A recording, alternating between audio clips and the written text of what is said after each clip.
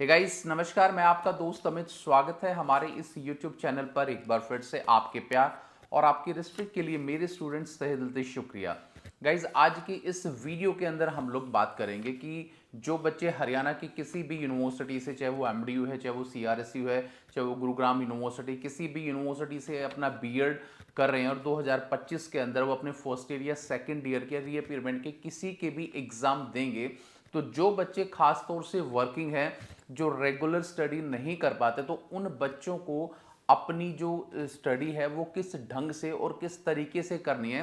ताकि exam time में उनको बहुत ज़्यादा डिफिकल्टी ना हो और अच्छे मार्क्स उन लोगों के आ सकें। तो गाइस, वीडियो में आगे बढ़ने से पहले छोटा सा एक अनाउंसमेंट।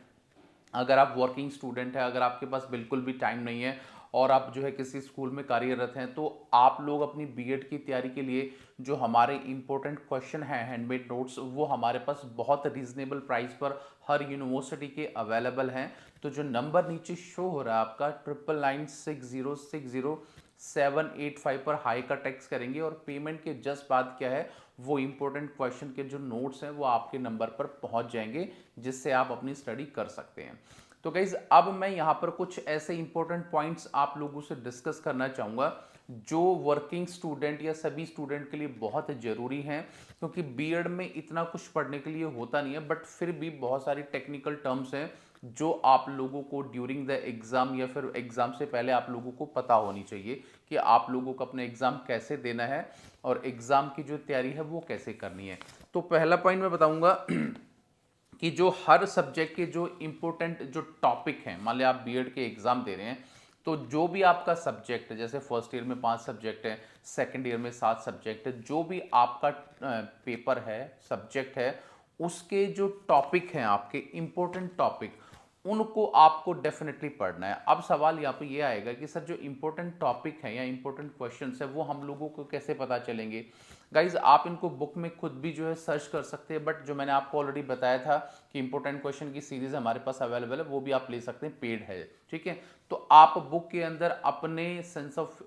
माइंड से आप उसको ऑब्जर्व कर सकते हैं कि हर यूनिट के अंदर कौन सा आपका टॉपिक इंपॉर्टेंट है या बुक के अंदर कौन सा टॉपिक इंपॉर्टेंट है जो आप लोगों को पढ़ना बहुत जरूरी है। उसके हिसाब से क्या है, आप अपनी तैयारी करेंगे, ये आप लोगों के लिए, वर्किंग स्टूडेंट के लिए, सभी के लिए बहुत अच्छा रहेगा। सेकंड है कि जो इंपॉर्टेंट जो क्वेश्चन है आपके, जो भी आप पढ़ेंगे, उसके आपको नोट्स बनाने। नोट्स का मतलब क्या होता है गाइस, क्योंकि इस लेवल पर आने के बाद, जैसे मान लो जो बच्चे बीएड करते हैं, क्योंकि वो कहीं ना कहीं पढ़ा रहे हैं बच्चों को और आगे चल के बच्चों को उनको पढ़ाना होता है, तो यहाँ पर टीचिंग का जो लेवल होता है ना, एक रिफ्लेक्टिव लेवल होता है। मतलब यहाँ पर एक चीज़ों को क्रैम करने की आवश्यकता नहीं होती, रट्टाफिकेशन की कोई आवश्यकता नहीं होती। तो जो इंपॉर्टेंट क्वेश्चंस हैं उनके नोट्स आपको जो बनाने हैं ना, वो पॉइंट्स के रूप में बनाने हैं। जैसे 16 नंबर का एक क्वेश्चन है, तो उसके कम से कम 12-13 जो पॉइंट्स हैं आपको, वो आपको बनाने हैं और उन पॉइंट्स को ही आप हमेशा मेमोराइज करेंगे और उसको इलेबोरेट करने के लिए आप अपने जो कॉमन सेंस का इस्तेमाल करेंगे कि इसके अंदर कौन सा पॉइंट जो है अच्छी तरह से इलेबोरेट हो सकता है,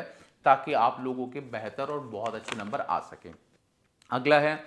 आप लोगों को कोई भी, यानी कि बहुत सारे बच्चे बोलते हैं कि सर पूरी कंप्लीट बुक पढ़नी है। बिल्कुल भी आप लोगों को कंप्लीट बुक नहीं पढ़नी, क्योंकि हर यूनिट के अंदर इंपॉर्टेंट क्वेश्चन दिए जाते हैं और वहीं से हर साल क्या क्वेश्चंस बनते हैं। बहुत सारे बच्चे क्या करते हैं कि रेगुलर स्टडी के बेस पे पूरी बुक को स्टडी कर लेते हैं। देखिए, बुक पढ़ना कोई बुरी बात नहीं है, अच्छी बात है, आप उसको पढ़ सकते हैं, पर आप पूरी कंप्लीट बुक ना पढ़ें। अगर आप वर्किंग है या फिर कहीं जॉब कर रहे हैं, तो जो आपको सीक्वेंस वाइज पढ़ना है और जो यूनिट वाइज आपको पढ़ना है, सिर्फ उसी चीज़ों को आप पढ़ें। कंप्लीट बुक पढ़ने की आपको कोई भी आवश्यकता नहीं है। सिर्फ और सिर्फ अननेसेसरी आपका जो टाइम है वो ज़्यादा कंज्यूम होगा। नॉलेज तो आपको और ज़्यादा हो सकती है, बट एग्जाम में जितना आएगा उससे कहीं ज़्यादा पढ़ने के लिए आपके पास टाइम होना भी चाहिए और एक्चुअल में आप उस लेवल पर क्या है, फ्री भी होने चाहिए। अगला है, कम से कम आप वीक में, अब यहाँ पे इंपॉर्टेंट चीज़ ये आती है कि आप जैसे वर्किंग है, किसी स्कूल में आप पढ़ाते हैं, तो आप मोस्टली मान के चलो आप लोगों का संडे का ही क्या है, स्कूल में या किसी इंस्टीट्यूशन में आप पढ़ा रहे हो तो आपका संडे को ही आप लोगों का ऑफ होता है। तो वीक में कम से कम 2 दिन तो गाइज आपको अपनी स्टडी के लिए टाइम निकालना है। अब 2 दिन जो टाइम निकालेंगे वीक में, वो कितना कितना हो सकता है। आप कम से कम 2-2 घंटे भी अगर आप अपनी स्टडी को दोगे ना, तो भी आप जून तक अपने सारे सिलेबस को और सारे इंपॉर्टेंट पॉइंट्स को अच्छी तरह से जो है मेमोराइज करोगे और उसको एलेबोरेट करके बहुत अच्छे नंबर आ सकते हैं। तो वीक में आप प्लान करें कम से कम 2 दिन पढ़ने का। मान लें सैटरडे आप थोड़ा जल्दी फ्री हो जाते हैं तो सैटरडे, क्योंकि कल संडे है आपको, तो रात को आप अपना काम करके जो भी आपका हाउस होल्ड वर्क है, जो भी आपका काम है, उसको करके कम से कम 2 घंटे आप पढ़ सकते हो, क्योंकि अगले दिन आपका संडे की छुट्टी है और संडे को भी थोड़ा टाइम निकाल के आप अपने इंपॉर्टेंट पॉइंट्स को पढ़ोगे। तो ये वाला जो एक सीक्वेंस है वो आपके एग्जाम में बहुत अच्छा रहेगा और यही पैटर्न क्या है आगे आपकी फर्दर स्टडी, जो आप एसटेट सीटेट का जो भी एग्जाम देते हो उसके लिए क्या ये आपका फ्रूटफुल रहेगा। अगला है गाइस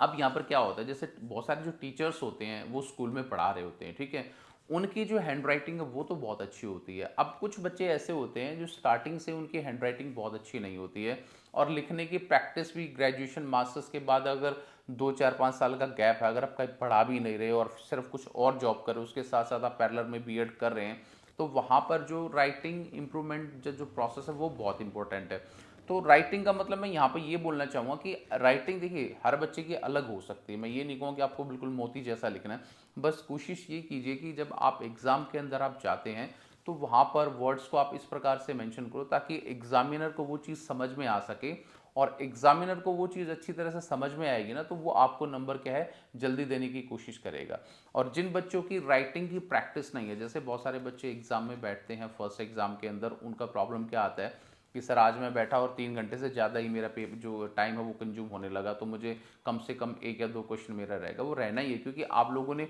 स्टार्टिंग से ही क्या है राइटिंग की प्रैक्टिस नहीं की, क्योंकि ग्रेजुएशन मास्टर्स में अगर गैप आ जाता है तो उसके बाद बच्चे राइटिंग में थोड़ा सा प्रॉब्लम होता है, ये लाजमी भी है, इसमें कोई आपको घबराने वाली बात नहीं है। तो इसलिए जब आप अपने नोट्स बनाओ ना तो कुछ कुछ पेजेस को आप लिख कर देखा करो, उससे क्या है एक बेटर पिक्चर क्लियर होगी और आपकी जो राइटिंग है और आपकी जो स्पीड है वो भी इन्हेंस होगी, जो आपके एग्जाम के पॉइंट ऑफ व्यू से काफ़ी इंपॉर्टेंट चीज़ है, ठीक है। उसके बाद जो है अब सबसे इंपॉर्टेंट चीज़ एक और भी है, जैसे आप कोई भी बुक पढ़ते हैं, किसी की भी बुक पढ़ते हैं, कोई भी नोट्स पढ़ते हैं, तो आपको कॉन्सेप्ट बेस्ड जो है ना जो टॉपिक है या नोट्स हैं वो आपको क्या है प्रिपेयर करने हैं। जैसे मान के चलो आपने देखा कि इस यूनिट के अंदर 2 क्वेश्चन बहुत इंपॉर्टेंट बनते हैं, तो उसको आप जो है पूरी बुक में पढ़ो उसको, ठीक है, अच्छी तरह से, पर आप उसका जो कॉन्सेप्ट है ना, क्योंकि रिफ्लेक्टिव लेवल पर आने के बाद स्टूडेंट को या जो टीचर बनने जा रहे हैं आगे इन फ्यूचर, उनको कॉन्सेप्ट बेस्ड स्टडी करना बहुत जरूरी है कि इस पर्टिकुलर टॉपिक के अंदर जो एग्जामिनर है वो हमसे पूछना क्या चाह रहा है, वो सबसे इंपॉर्टेंट चीज़ है। अगर ये चीज़ आप करोगे तो आपके लिए बहुत फायदेमंद है। तो गाइज मैंने कुछ इंपॉर्टेंट चीज़ आप लोगों को बताई है, उम्मीद करूंगा कि ये वीडियो आप लोगों के लिए बहुत अच्छा रहेगा। वीडियो आपको कैसा लगा इसके लिए please like share and comment, और इसी माध्यम से आपको अपनी स्टडी करनी है और बहुत अच्छे नंबर आप लोगों के आएंगे। तो till then bye, take care guys, मुस्कुराते रहना। Thank you so much.